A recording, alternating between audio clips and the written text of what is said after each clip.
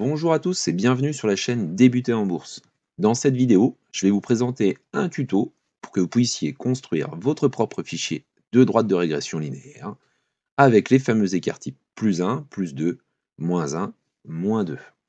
Je rappelle rapidement le fonctionnement. Dans le cas présent, on a en bleu le cours de bourse de l'action Vinci.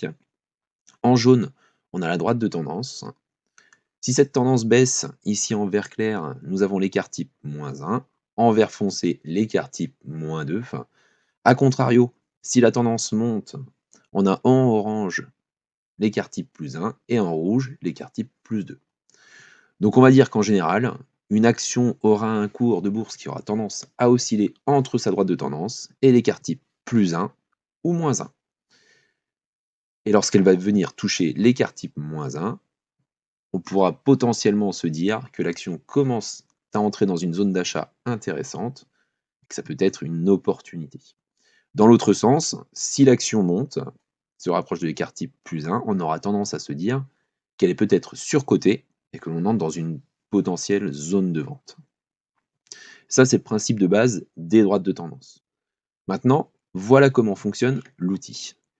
Donc ici, en face de ticker, vous renseignez le code Google Finance de votre action. Autrement dit, vous pourrez utiliser cet outil pour toutes les actions présentes sur Google Finance. À partir du moment où vous pouvez récupérer le cours de bourse, vous allez pouvoir afficher les droites de tendance. Dans le cas présent, j'ai renseigné le code DG, donc EPA2.DG, c'est le code de l'action Vinci. Je vous rappelle que vous pouvez récupérer le ticker en indiquant simplement sur Google Chrome cours et le nom de l'action. Ensuite, j'ai la date de départ pour la courbe et la date de fin. Vous voyez qu'ici, moi par exemple, pour la date de fin, j'ai renseigné à aujourd'hui. Comme ça s'actualise avec la date du jour de manière automatique. Dernier paramètre que vous avez à renseigner, j'indique si la courbe est à la journée ou à la semaine. Moi personnellement, je préfère que ce soit à la semaine, donc en weekly, mais vous pourriez très bien modifier ici et sélectionner daily. Donc ça indique de manière automatique le cours actuel de l'action. Donc le cours est aujourd'hui à 109,85 € sur Vinci. Vous avez l'écart type plus 2, plus 1, la tendance normale, l'écart type moins 1, l'écart type moins 2.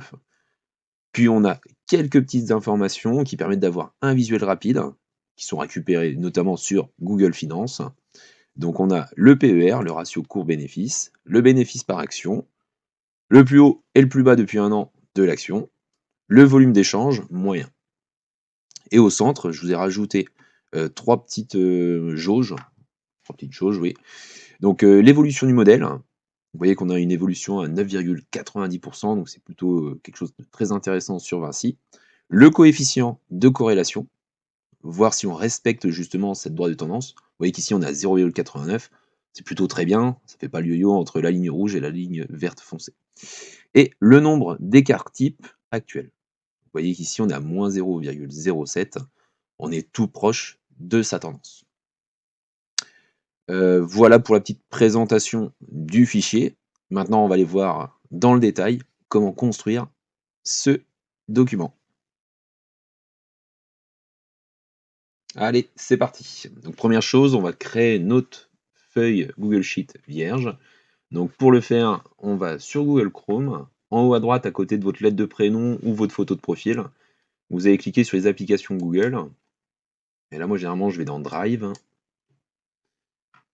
Et ici, je vais faire le plus nouveau Google Sheet.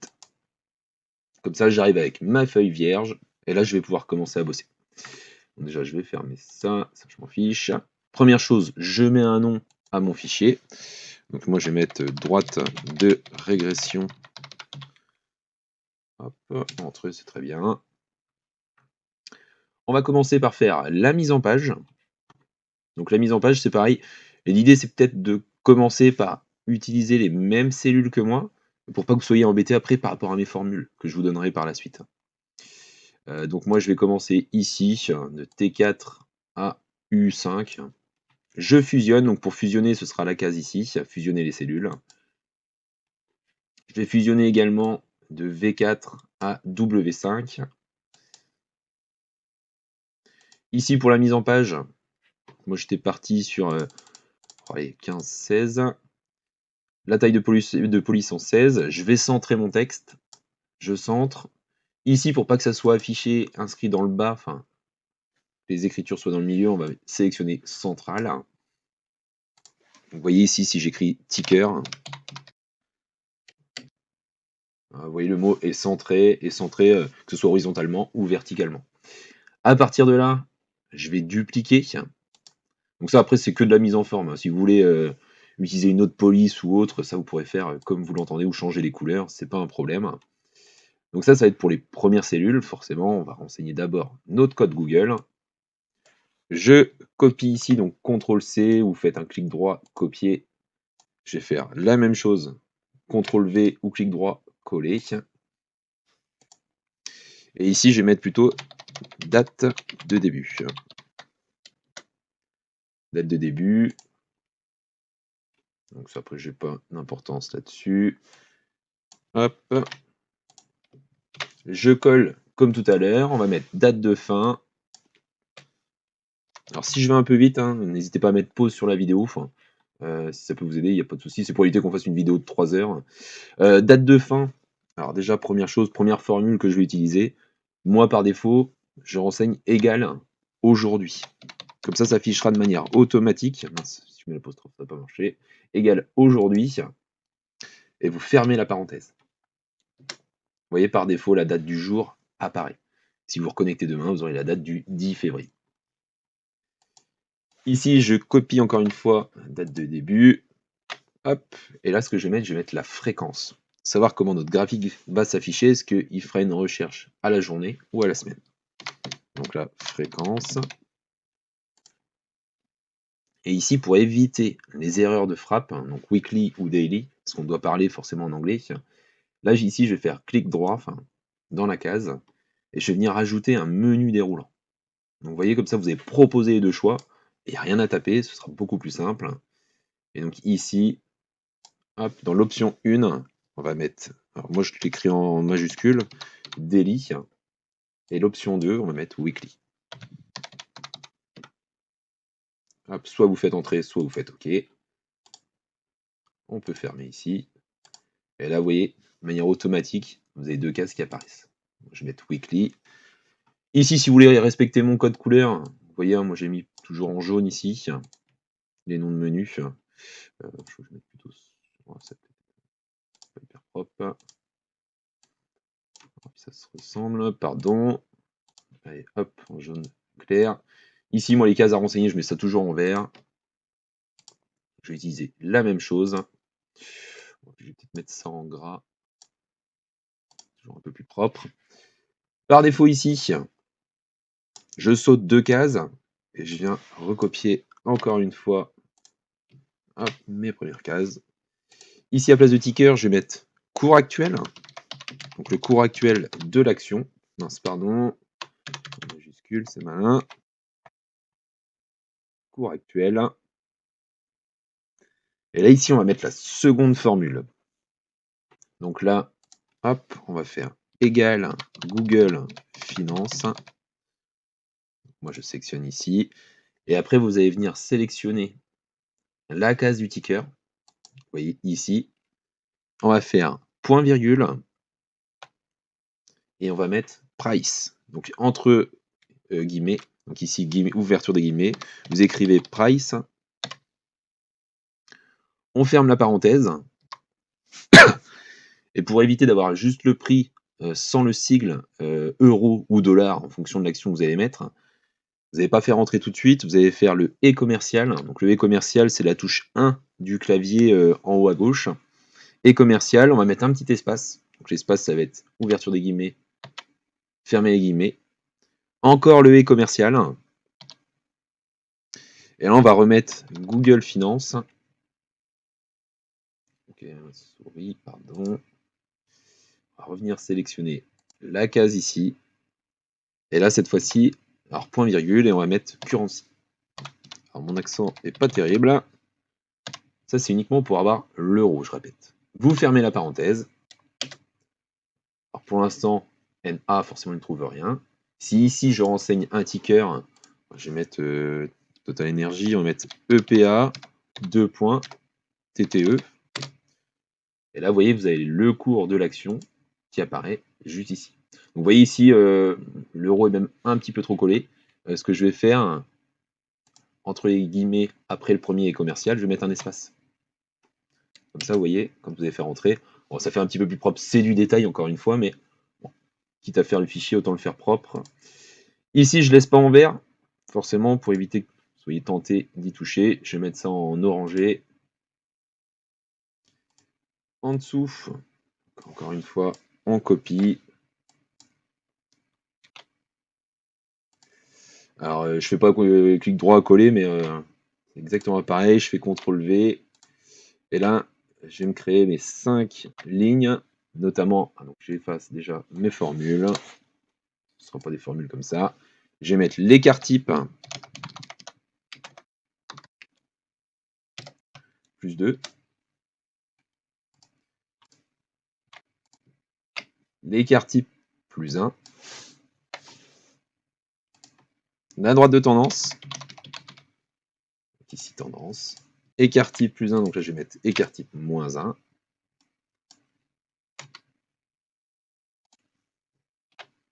Et écart type moins 2.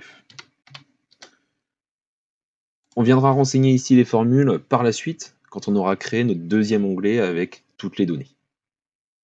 Donc là on est vraiment sur de la mise en page.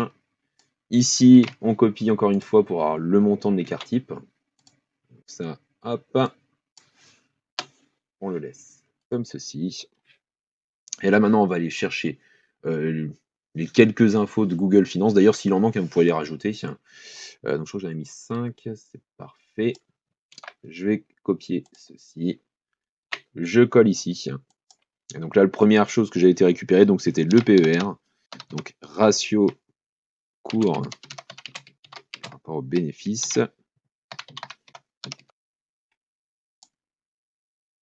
Alors c'est pareil, ça fait pas très très joli parce que c'est pas assez grand. Hop. On agrandit un petit peu. Ici, je vais mettre en deuxième, j'ai mis le bénéfice par action. Cours le plus haut depuis un an. Ou depuis 52 semaines, oui. Depuis 52 semaines, c'est peut-être mieux. Depuis 52 semaines. Alors, je copie, je colle. Et donc là, on va pas mettre le plus haut, mais on mettra le plus bas. Et le volume d'échange moyen. Hop, ici. Donc là, j'agrandis encore une fois pour la mise en page. Ici, par contre, on va pouvoir renseigner dès tout de suite les formules.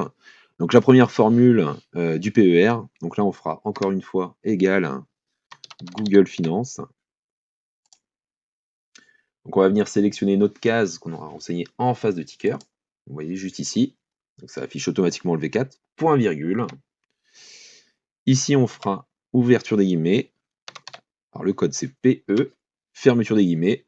On ferme la parenthèse. Ça vient interroger directement Google Finance. Alors il me semble que c'est pas renseigné pour TTE, donc pour Total Energy, on va mettre Air Liquide. Sinon, ça nous fausse un peu le truc. Voilà, le ratio cours-bénéfice 32,15. Le bénéfice par action. Donc là, encore une fois, ce que je vais faire un peu le feignant. Je copie égal Google Finance V4. Mince. Hop. Et je viens l'ajouter ici. Sauf que maintenant, je vais mettre le code EPS pour bénéfice par action. Je ferme la parenthèse. Donc comme tout à l'heure, par contre, bénéfice par action, on va pouvoir rajouter le petit sigle euro ou dollar si c'était du dollar. Donc et commercial, ouverture des guillemets, je fais un espace, ouverture des guillemets, enfin fermeture des guillemets, pardon. Encore une fois le et commercial. On va retaper Google Finance. Et là on vient chercher, hop, toujours V4 hein, bien sûr. Et là par contre ce sera le currency. Mince, currency. Je ferme mes guillemets, je ferme la parenthèse. Et voilà, bénéfice par action sera 5,26 €. on va refaire exactement la même chose. Sauf que là, ce sera... Donc je copie, hein, pour éviter de perdre trop de temps. Je copie la formule et là, à la place de EPS, pour avoir le cours le plus haut depuis 52 semaines, on va faire I 52. Ça vient interroger le cours le plus haut depuis 52 semaines. Encore une fois, on copie,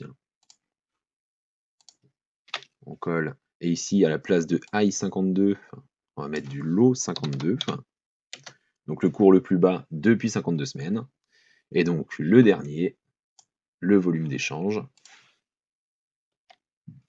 Donc ça, hop, on va le coller. Cette partie-là, on va la supprimer, et à la place de I52, on va mettre volume AVG. Voilà.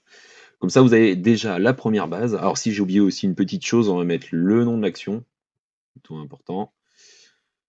On va se mettre comme ça, c'est pas très grave, on va essayer de centrer à peu près.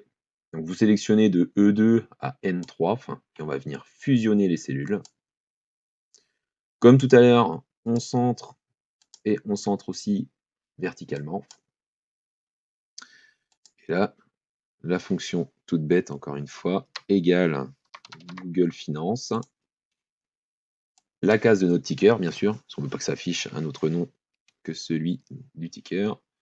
Et ici, on mettra point virgule, ouvrez guillemets, name. Et on ferme la parenthèse. Et vous voyez, ça vous affiche automatiquement le nom de l'action qui est inscrit sur Google Finance. D'ailleurs, vous voyez que pour Air Liquide, c'est pas terrible. On va mettre du Vinci, sinon, décidément, Vinci SA. Donc là, c'est pareil, on va grossir un petit peu les choses. On va mettre du 18 en gras. Et là, c'est pareil, je vais mettre du jaune au niveau de la case. Et ben voilà, je pense qu'on a terminé les prémices de l'onglet représentation graphique. On viendra mettre nos jauges une fois qu'on aura récupéré les données. Et le graphique, pareil. Donc, petite chose, si je vais renommer la feuille. Donc ici, je vais taper représentation graphique. Et puis maintenant, on va aller voir le vif du sujet. Enfin si, pardon, juste une petite chose que j'aurais pu faire. Hop, donc moi ce que je fais ici, je mets un fond gris. Donc vous voyez ici, hop, je viens sélectionner, on va mettre celui-là par exemple. Et ici, pareil pour le quadrillage. Lequel j'ai pris. Voilà. Ça, je trouve que ça fait un petit peu plus propre. Donc vous dupliquez une des cases. Hop là. Encore une fois.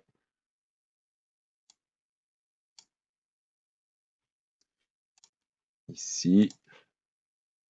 Vous voyez, ça va relativement vite. On va se remettre ici, c'est pas grave. Bien. Oh là, zut.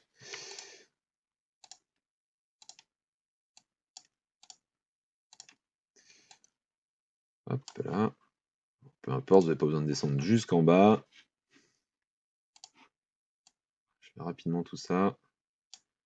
Ça que vous ayez vraiment le même fichier. Là, on duplique encore. Ça, c'est un peu dommage qu'on ne puisse pas garder.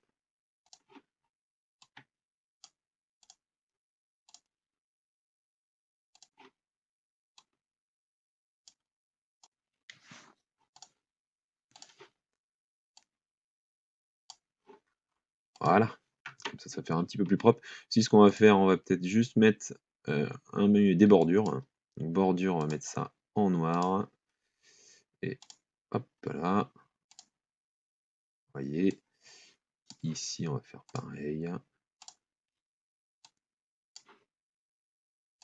Les bordures. Par ici.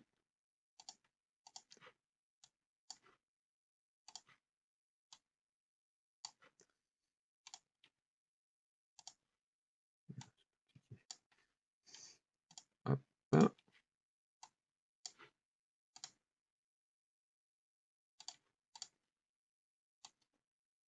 Et voilà. Donc comme ça, cette fois-ci, on a terminé les prémices, hein, donc vraiment la représentation graphique.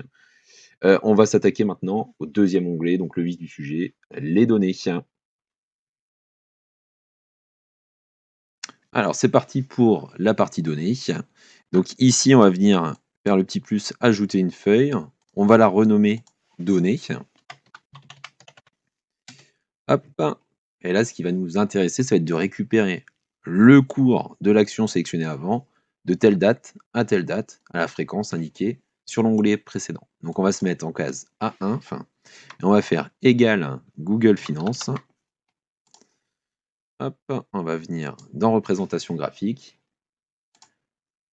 la case V4, point virgule, ouvrez les guillemets, price, on vient chercher le cours de clôture, point virgule, la date de début, point virgule, la date de fin, enfin la date indiquée dans cette case, point virgule, à la fréquence indiquée en case V10.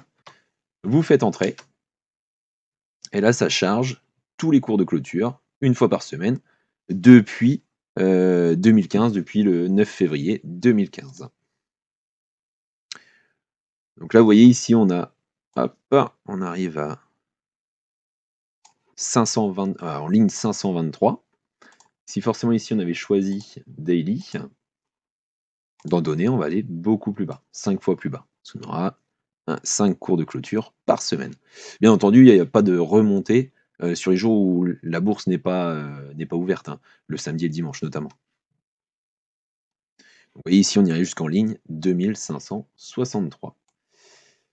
Voilà pour ça. Donc, ce qu'on va faire par la suite, on en aura besoin pour calculer la droite de, la droite de régression, hein, donc la pente. On va faire un compteur. Hop, donc la ligne 1, on va l'appeler 1, ça c'est pas un problème. À partir de la ligne 2, par contre, moi je veux uniquement que le compteur s'incrémente, mais seulement s'il y a quelque chose de renseigné dans la colonne B. Donc pour faire ça, on va utiliser une fonction si, donc on va faire égal si, et en gros on va lui dire si B3 est égal à rien, donc est égal à, ouvrez guillemets, fermez guillemets, point virgule, alors on renverra rien. Sinon, donc point virgule encore une fois, la case C2 plus 1. Et là on ferme la parenthèse. Et là vous voyez qu'on arrive bien à 2. Hop. Vous voyez que ça vient s'incrémenter de manière automatique. Vous allez me dire pourquoi on n'a pas fait comme ça. C'est juste pour qu'on ait une case vide s'il n'y a rien en B. Donc là on va descendre jusqu'en bas. Alors elle est bien loin parce que si toutefois vous vouliez faire la droite de régression sur plus de 10 ans, forcément il faudra que le compteur arrive forcément sur le même nombre de lignes. Donc descendez bien bas. Vous voyez, moi je vais descendre, même si la dernière ligne c'est 2500 et quelques, je vais descendre plus bas, si toutefois je voulais faire des remontées sur des périodes plus longues. Vous voyez, je vais descendre jusqu'à là. Hop, 3063. Si vous estimez qu'il n'y a pas assez de lignes, vous en ajoutez 1000, c'est pas très grave. Vous voyez qu'ici, par exemple, ça m'a pas mis de compteur. Parce que forcément, j'ai rien en case B3048. Et donc mon compteur s'arrête uniquement ici en case 2563. Bon, ça c'était juste pour la récupération de données. Donc maintenant, on va aller déterminer le numéro de ligne de début. Sinon, forcément, vous allez avoir un petit problème pour la droite de régression. Donc, numéro ligne de début. Mince.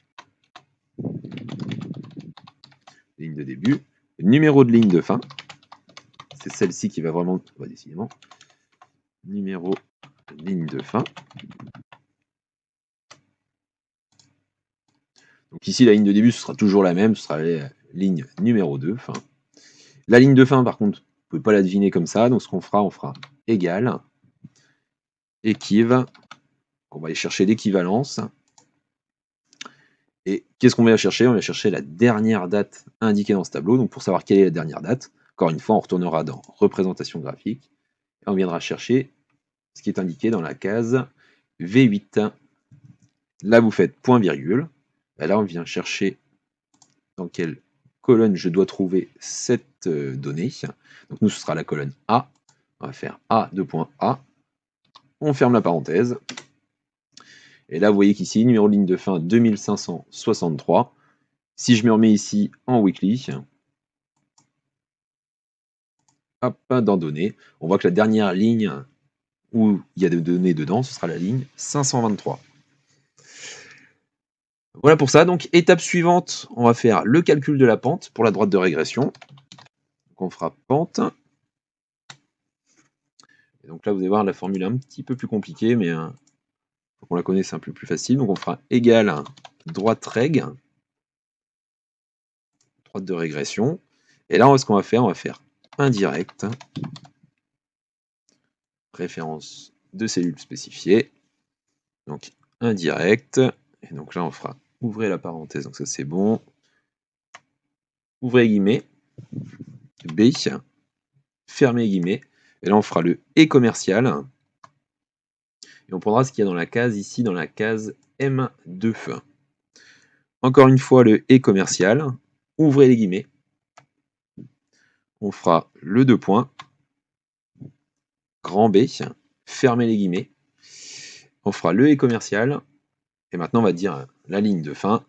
Donc ici, on prendra et M3. Fermez la parenthèse. Donc là, on a la première partie de la droite de régression. Maintenant, on va venir agir sur la colonne C de la même manière. Donc on fera point virgule. Indirect. Hop. Et on fera, ouvrez les guillemets, grand C, fermez les guillemets, le et commercial, M2, et commercial, ouvrez les guillemets, 2 points, grand C, fermez les guillemets, le et commercial, pardon, M3, fermez la parenthèse, et encore une fois, fermez la parenthèse pour fermer la formule complète et entrer. Et donc là, vous voyez qu'on a l'évolution, enfin la croissance du modèle, juste ici. Moi, je préfère mettre cette notion de pente en pourcentage. Ici, je viens sélectionner le format pourcentage. Et vous voyez qu'on a une pente à 9,75%. Ce qui va nous intéresser maintenant aussi, on va faire le calcul aussi de l'écart type. Et après, on ira voir justement le montant de la droite de tendance. Donc l'écart type, ça vous allez voir, la formule elle est extrêmement simple. Donc on va se mettre ici, on fera égal écart type. C'est tout simple. Ouvrez la parenthèse. Et là, on vient de mettre les données de début jusqu'à la donnée de fin. Donc on prendra de B2 jusqu'à toute la colonne B. Hop, on ferme la parenthèse. Et on a l'écart type. Donc là, on aura un écart type à 16,58 et des poussières. D'ailleurs, je vais changer le format. On va mettre ça sur 2 décimales. Donc on va dans format nombre. Et ici, je vais mettre en nombre. Un truc un petit peu plus propre. Et donc maintenant, on va aller rechercher la valeur linéaire, la valeur de tendance. Donc on va se mettre juste ici, en colonne G. Valeur de tendance, on fera écart type moins 1. En colonne E, l'écart type moins 2.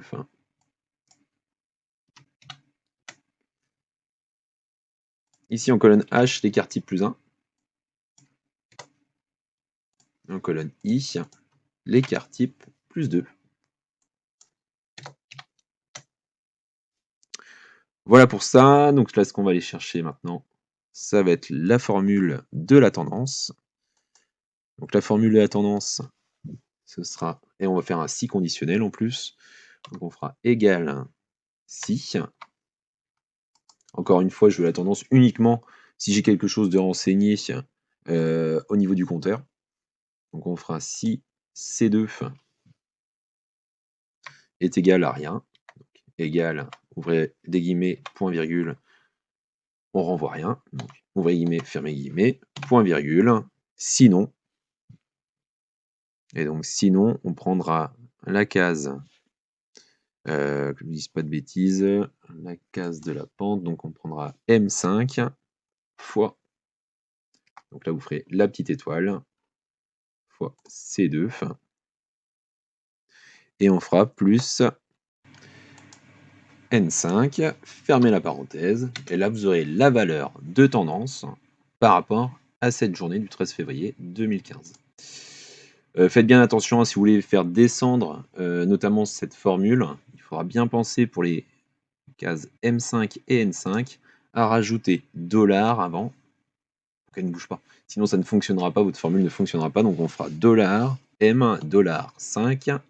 La même chose pour N5, donc on fera $N, $5. Et comme ça, quand vous allez faire descendre votre formule, ça prendra bien en compte, ça prendra toujours M5 et N5. Mince, pardon. Hop, voilà. Et donc l'idée, c'est de faire descendre ça jusqu'en bas. Avant de faire descendre la totalité, on va faire avec l'écart type -1 et l'écart type -2, +1 et plus 2. Donc on fera toujours la même chose. Donc vous voyez ici, on fera égal si,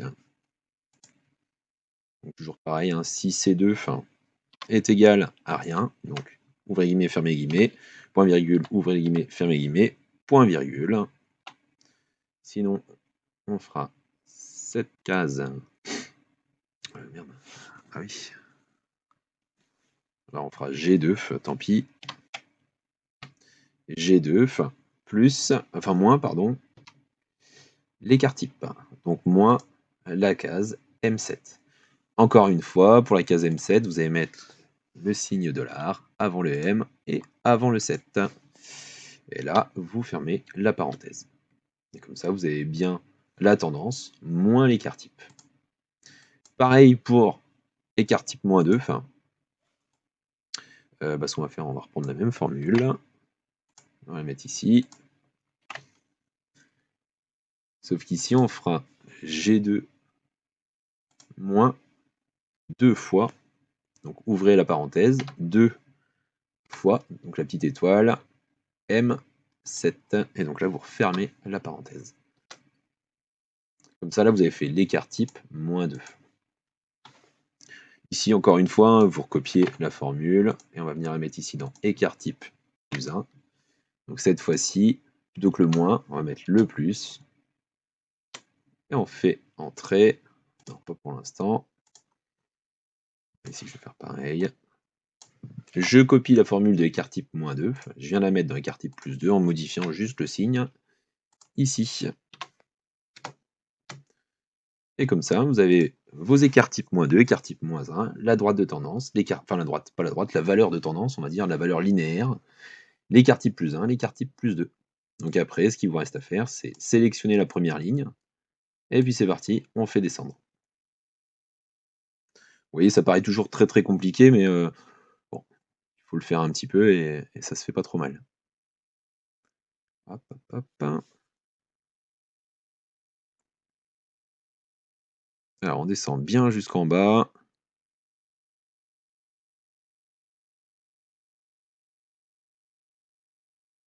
Allez.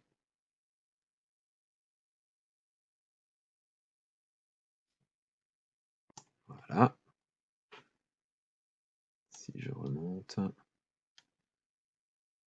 vous voyez, toutes mes valeurs se sont renseignées de manière automatique.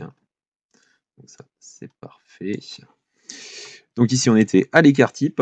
On va mettre désormais le coefficient de corrélation. Coefficient de corrélation. Hop. Vous allez voir, Google est plutôt bien fait. Encore une fois, une formule assez intuitive. Donc on fera égal coefficient corrélation. Impeccable. Et donc on partira. Donc ce qui va nous intéresser, ça va être la colonne B. Donc on va partir de B2 à B. Hop.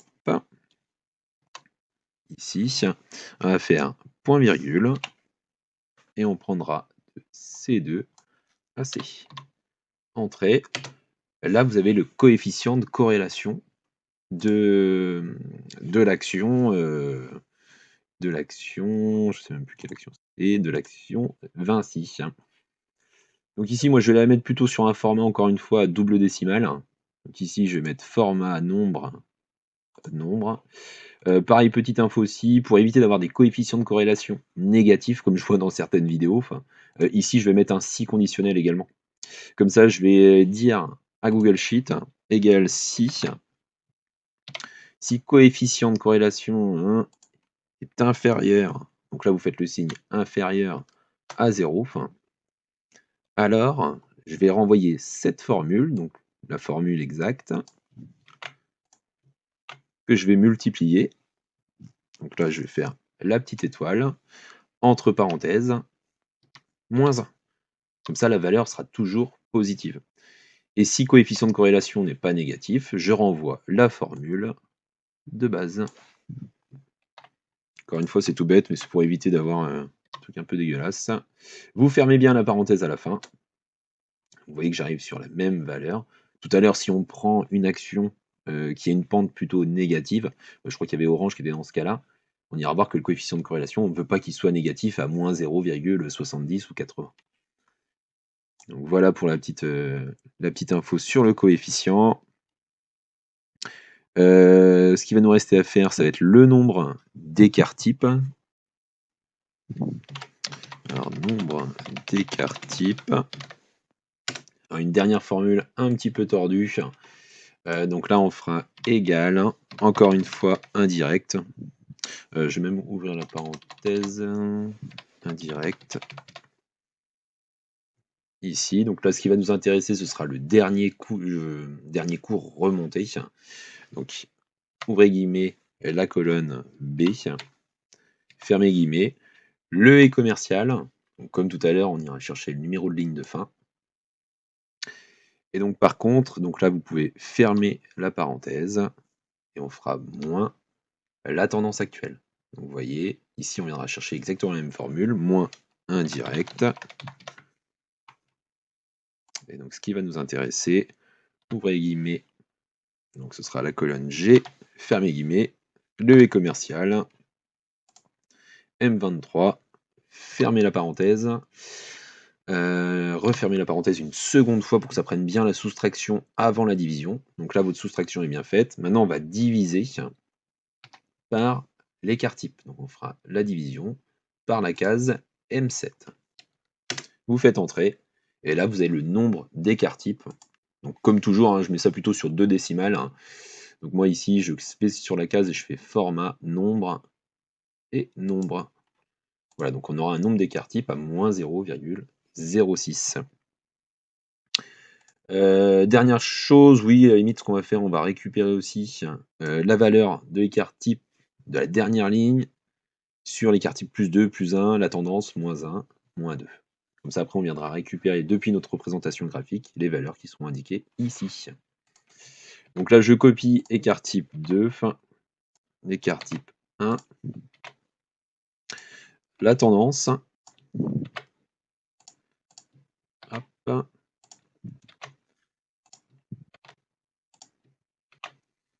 Et donc ça, encore une fois, on va utiliser la formule indirecte. Donc égal indirect. Ce qui va nous intéresser, donc là on est sur l'écart type plus 2, donc là on fera guillemets, i, fermez les guillemets, le est commercial, M3, fermez la parenthèse, et donc là comme ça vous avez la valeur de la dernière ligne de l'écart type plus 2. Et là on va faire exactement la même chose sur toutes les lignes. Et là on sera plus en I, on sera en H.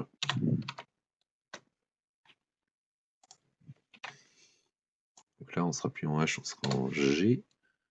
C'est ça, G.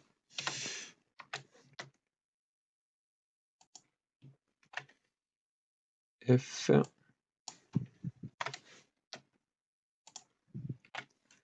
Et E. Et donc normalement, on a fini pour la partie données. Alors on verra peut-être dans une seconde vidéo, parce que je ne vais pas vous envoyer encore plus, les droites de régression logarithmiques. Donc ça, je ferai une seconde vidéo, donc ce qui sera beaucoup plus courte, on fera uniquement les logarithmiques. Maintenant, ce qu'on va aller faire, on va aller faire le schéma, et puis répercuter ces 5 valeurs de l'autre côté sur la représentation graphique. Alors, on va maintenant venir reporter les données et faire nos graphiques. Donc ici, dans écart type plus 2, on fera égal arrondi. Hop, on viendra sélectionner dans données la case ici, écart type plus 2. Point virgule, 2, ce sera pour que ce soit arrondi à 2 décimales. On ferme la parenthèse. voyez, maintenant, on a un écart type plus 2. Ah, c'est à 144. Oui, d'accord. C'est à 144,00. Enfin, vous voyez, par contre, ça fait pas très propre ici. Il n'y a pas le euro, donc on va le rajouter. On s'embête pas. On copie la partie de la formule, ici, et on vient rajouter ça à la suite de l'arrondi. On fait entrer, et puis bah là, on va venir faire la même chose. On copie la formule, surtout pas s'embêter à retaper tout. On va sur écart type plus 1, donc là, par contre, ce sera plus la case M13, mais M14. Idem pour la tendance. M15.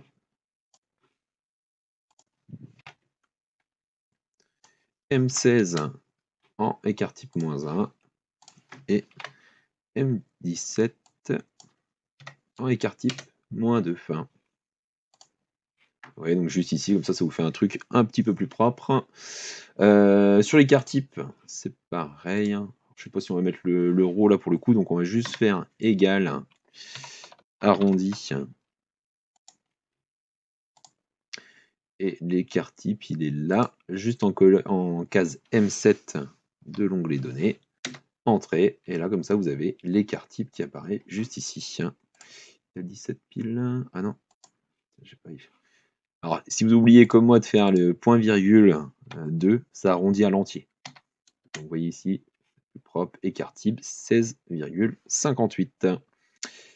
Voilà pour ça, donc on va passer maintenant sur le graphique. Alors, insertion, graphique. Donc nous, ça va être un type de graphique, ça ne va pas être à colonne, on sera plutôt en courbe lissée, donc ce sera le deuxième juste ici. La plage de données, vous voyez, il ne sera pas M70, on prendra dans l'onglet données, et donc on va sélectionner les colonnes A et B, donc la date et le cours de fermeture. On va ajouter une plage également, parce qu'on va avoir besoin de l'écart type, -2, -1, +1, +2, et la valeur linéaire, donc la tendance. On fera OK. Dans l'axe X, donc c'est l'axe horizontal juste ici, on va mettre la date, enfin les dates. On sélectionnera date ici. Les séries, bah, par contre, date, on n'a pas d'intérêt, donc on fera supprimer. Et vous voyez déjà que notre graphique commence déjà à avoir un petit peu de gueule. Hop. On va le rendre un petit poil plus joli. Je double-clique de nouveau dessus. Ce que je vais faire personnaliser, donc dans style de graphique. Alors moi je fais comme ça. Bon, vous n'êtes pas obligé de le faire, hein. Je le laisse pas en fond blanc. Je fais en sorte qu'il se noie dans le paysage. Donc ici, couleur d'arrière-plan, je remets la même chose que mon fond. Bon, après ça c'est pas rien, c'est pas obligatoire. Vous voyez, ça vous donne un truc un petit peu comme ça. Alors je reclique dessus, personnaliser. Le style de graphique, donc lycée, ça c'était bon. Titre du graphique, alors moi j'étais parti sur droite de régression linéaire. Bon, après si vous voulez l'appeler autrement, ça ne pose pas de souci particulier. Je regarde juste vite fait ce que j'avais mis aussi. Taille de police, donc j'avais mis ça en 30. Hop, entrée, on va le centrer. Juste ici, centré, j'ai mis en gras également. Et la couleur par contre, moi j'ai mis en noir, que ce soit assez pétant. Si je vais sur les séries maintenant, attendez, je vais juste aller, hop, titre des axes aussi, titre de l'axe horizontal et vertical. Vous voyez pour l'horizontal, on peut très bien mettre date. Toujours pareil, vous le centrez, il était déjà centré. On le met en gras, en noir. Bon, la taille, moi, ça me paraît un peu petit. Si on met ça en 20, ça va déjà être un petit peu mieux. Je vais faire la même chose sur l'axe vertical. Donc l'axe vertical, ce sera le cours. Le cours, déjà, ce sera très bien. Hop, en gras, en noir. Et je vais mettre la même chose en taille 20. Sur les séries. Alors les séries, qu'est-ce que j'avais mis? Donc ici, appliqué à toutes les séries, couleur de ligne, vous voyez qu'il y a des couleurs qui sont mises automatiquement. Vous pouvez très bien choisir les couleurs sur l'écart type -2. Vous voyez l'écart type -2, moi j'ai pas mis ça en rouge, j'ai mis ça plutôt en vert, un vert assez foncé, tiens, pour se dire que c'est plutôt une zone d'achat. Vous pourriez mettre des petits types de tirets pointillés. Je sais que j'ai plusieurs personnes sur YouTube qui mettent plutôt des pointillés. Bon, moi j'ai mis ça en très plein. Bon, après ça reste de la déco plus qu'autre chose. Je vais aller assez vite là-dessus. L'écart type -1, j'avais mis un vert clair. On le voit pas tellement. Hop. Sur la tendance, j'ai mis ça en jaune. Sur l'écart type +1, on va se mettre sur un petit orangé. Voilà, un petit peu plus clair peut-être. Et sur l'écart type +2, où là par contre c'est plutôt des zones de vente. Là j'ai mis un truc un peu plus pétant en rouge. Donc ça c'est pour les séries. Si je vais sur les légendes, alors qu'est-ce que j'ai mis d'autre moi sur les légendes? Vous voyez les légendes par défaut sont mises à droite. Moi j'avais mis ça en haut. Après toujours pareil, on peut mettre ça en gras, déterminer une taille un petit peu plus importante. Vous voyez close, bon on est plutôt sur de l'anglais, on peut très bien modifier en mettant cours de clôture. Cours de clôture. On va mettre ça en noir, même si ça y était de manière automatique. Donc l'axe horizontal, ici bah, j'avais rien renseigné. L'axe vertical, bon bah c'est pareil, valeur minimum, j'ai dû mettre quelque chose peut-être. Valeur minimum, mettre 0. Oui, parce que si ça descendait en dessous. Et quadrillage et graduation,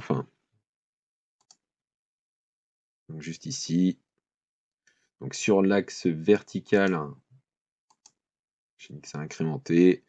Le nombre d'éléments secondaires, vous voyez, c'est pour avoir des valeurs entre 100 et 150 par exemple. Ici, on peut très bien mettre 2. Quadrillage principal, quadrillage secondaire. Et donc là, on va mettre hop, des petites graduations juste ici. Alors, on pourrait faire la même chose sur l'axe horizontal.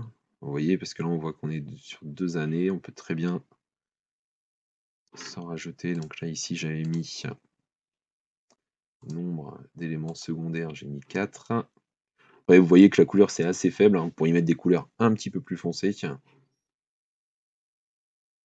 Et donc, après, j'avais laissé tel quel. Voilà pour le graphique.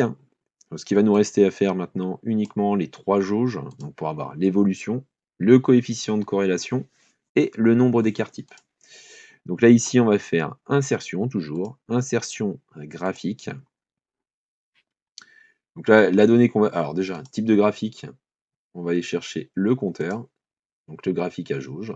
La plage de données, donc on va commencer par l'évolution, donc ici dans données. Hop.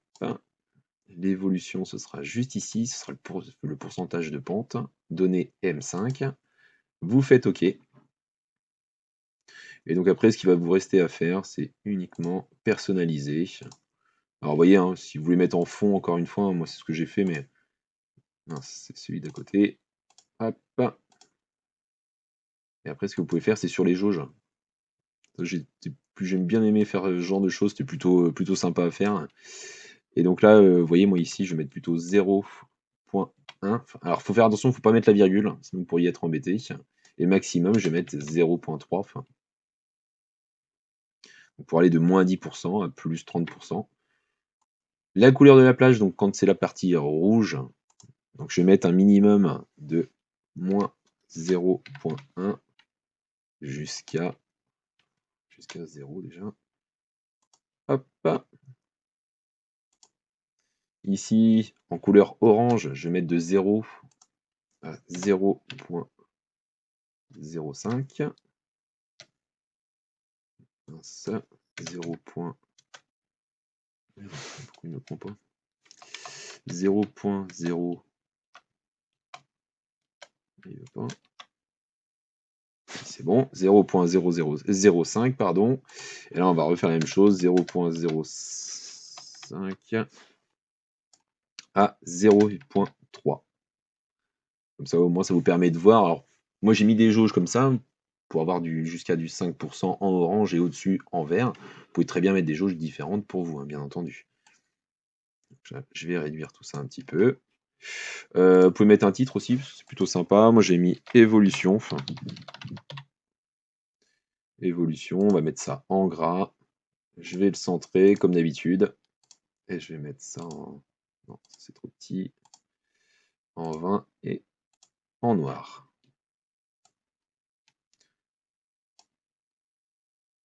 Hop. Je vais réduire un petit peu pour que ça passe pas.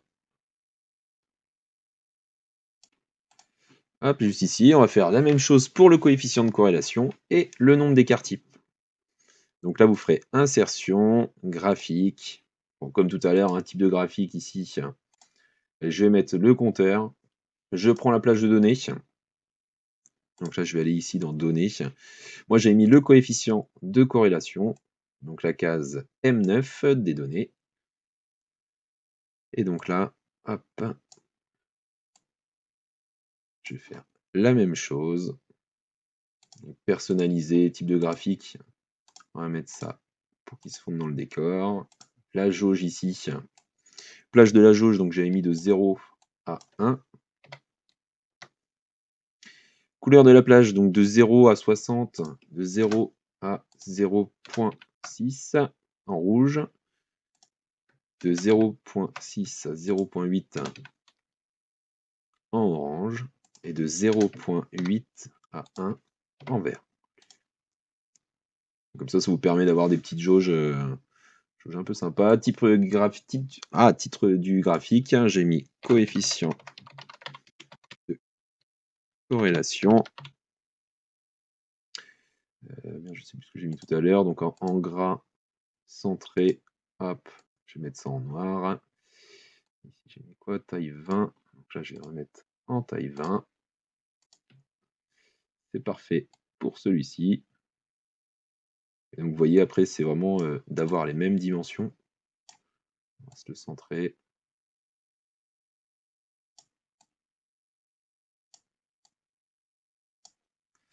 Voilà pour le coefficient de corrélation.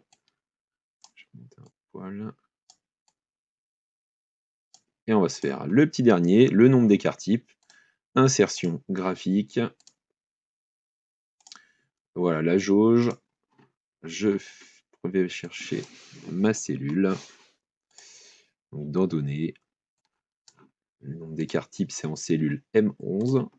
Vous faites OK. Et c'est parti. Style de graphique. Donc vous voyez, ça va vite hein, quand on le fait pour la troisième fois. La jauge. Donc ici, on fera de -2 à 2.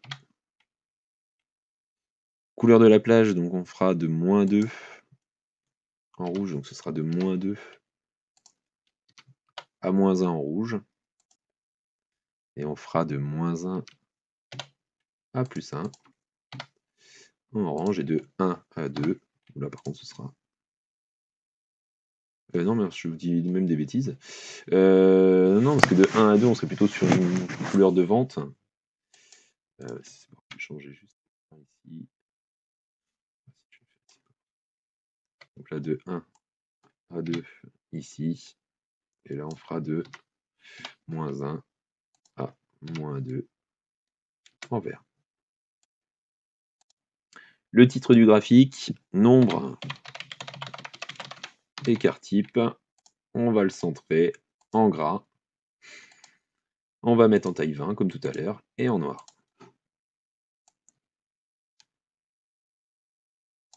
On met la même taille.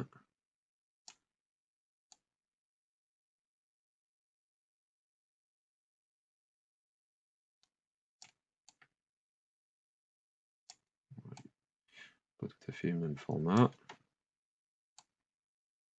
Bon, après, vous comprenez un petit peu le système. On recentre tout ça.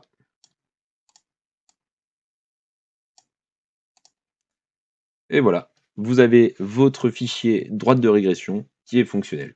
Donc si je vais chercher maintenant un ticker différent, donc si je vais chercher le ticker air liquide, donc je vais faire cours air liquide. Vous voyez le ticker EPA AI. Vous allez sur votre fichier EPA AI. Vous pensez bien à enlever l'espace. Vous faites entrer. Et c'est parti. Votre fichier doit fonctionner correctement, récupérer les données sur Google Finance et vous faire un fichier de ce type. avec une évolution, le coefficient de corrélation et le nombre d'écarts types. Voilà, alors je suis désolé, ça va faire une vidéo assez longue, mais je pense qu'il était plutôt sympa de faire, les droites de régression linéaire, donc voilà. Si vous avez des questions, n'hésitez pas à me mettre un commentaire, n'hésitez pas à mettre un petit pouce et à vous abonner si ça vous a plu. Et je ferai, dans les prochaines semaines, je pense, le même fichier avec les droites de régression, mais pas linéaires, logarithmiques. Allez, à très vite, à la semaine prochaine pour le fichier de suivi du CTO.